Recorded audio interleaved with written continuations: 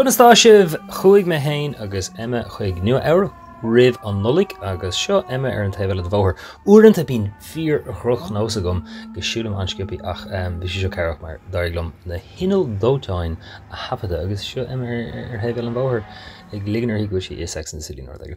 Seo mar a ríis agus an sin chúmar chuig an fort lór agus seo loch mór a lór na pórcice. Tá go ras. Seo Emma cos Seo rud ón Guggenheim agus ascaileoir an comadí a rownigé sin sílam ghfuil si gur bhrac ag nuí agus seo an PC alín a hanig lum san áit.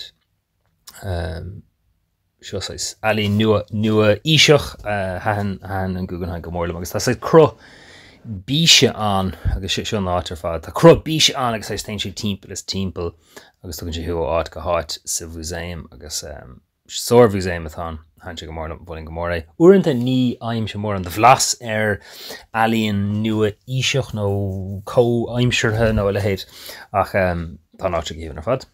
Agus bheith ar na bíisina. Gras. Seo taach éon a honach ar thráidna Nua-Eabhrac áte níos am ceanát a chunach iad. Seo trasrín chuise. Seo deatach an deatach a hagann as an talamh agus dearn tú le tain gur san scanan amháin a bhíonn sé agus cos go sé ar bhile tas a chuirteach san na te. Just thas chléib scahan ís an lumsa seo Emma os cór lilethe isce mané a ba písa cáil alína ní chuidim catá an stáil gur béis sin atá. Agus gléas Emma cosúla sin písa seo coppla písa painteart random a chain lum.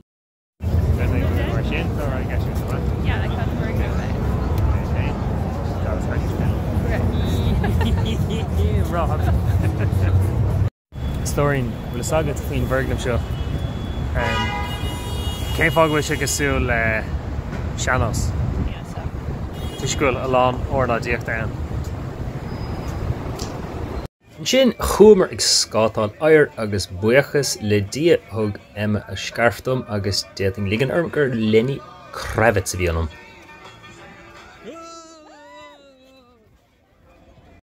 Mar a déir blagálathe insta ile na gaige glóite.com. Agus siomid ar an trein fá halamh átahaach mé písa alíne den sco nar alíne bhean in éachar seo cinelín ar nós an dáthúair a leigech ar láúd. Agus seo rudaigen faoi a bítar Cherokee a honach sa bhuasaim ó gceantar muséim tá muséim iontacha Meiriceánaí caafar rá. Anis, seo mise sa leabharlann feibli America níor cad gom leabhartó sord bhí sé ábhraín aisteach bhí mar ag breanú ar na daoine bhí ag léamh ann ach bhíring sais breanú ar gan é an chaint dhéanamh mar sin bhí mé ar ag cogarníal nó dearc ag pointeach sa gorfú. Seo písa alíne a dhéanamach gur sais orgánach mór tá san idirlín agus beidir intlachtéirge ní cuiinm. Má bhíonn tú mhail den NYPD CPR barriers, courtesy, professionalism, and respect. Spatial rudaí mar seo eiscint to World Trade Center all times ar nói ní hain a héile dóibh agus seo mis Times Square a ríis is dóilm.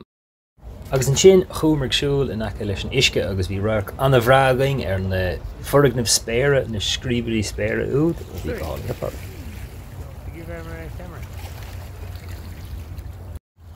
Féach ar seo tá an raach seo chothíhann sin gníon fá darmad cé go himpireachta agus lufa agus capitlaíoch mar thuchaí agus mar thiras tá Meiriceá beagnach. Agus an nóid rogha a ggur picture glóte alert, ceann eile fós, go halls.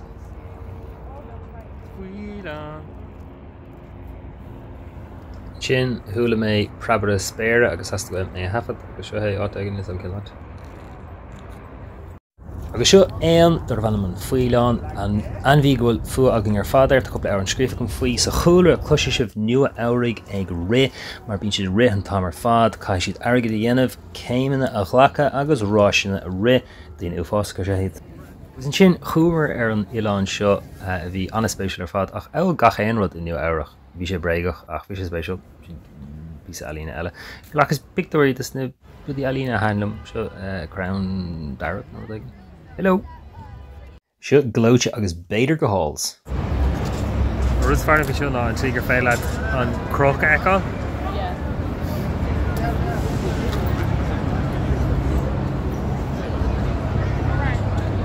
agus agla raibh aon na tréis darmad a dhéanamh gur chuid na puncáin an tal se ó ghaoine eile seo roinnt rudaí ón múséim a bhí spéisial faoi bhunduachasig na tíre.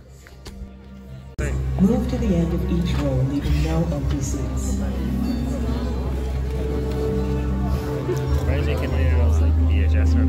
Please, move to the end of each row.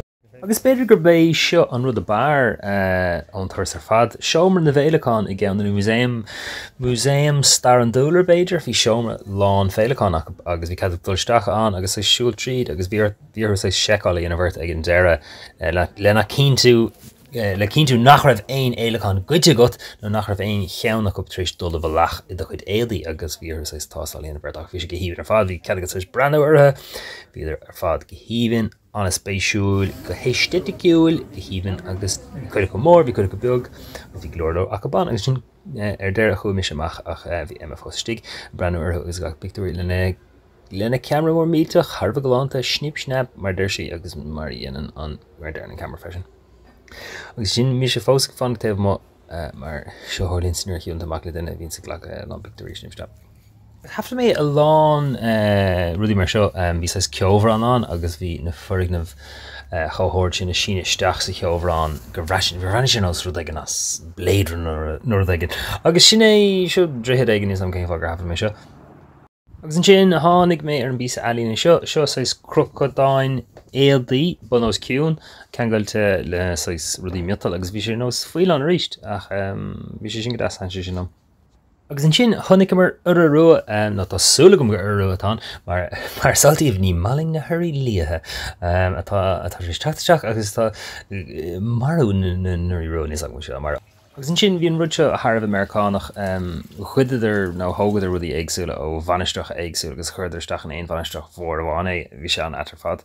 Sú leabhar a handlam cap gur sin spéisiúil agus an trí go léironn sé faoi Nua-Eabhrac agus rudaí éagsúla beidir go gine mé sin. Tá ochras an downer. Agus chuairmar chuig roinntrámaí a bhí arás ar fad ach níos am níor ghlach mé aonrad bhain sin ach seo fhí seán deireadh ag zoom isteach ar gréad ar fáig an slán.